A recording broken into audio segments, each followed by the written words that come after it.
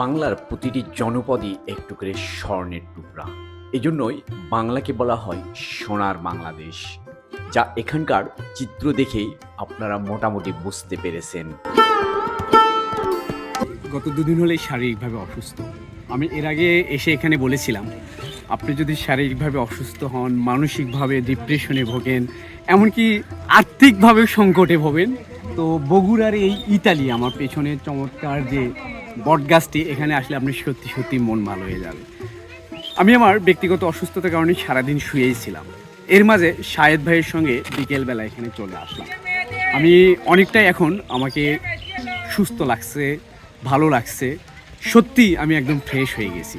পরন্তু বিকালে আপনি যদি প্রাকৃতিক সৌন্দর্যে চলে আসেন, সব কিছু ইনশাল্লাহ সলভ হয়ে যাবে।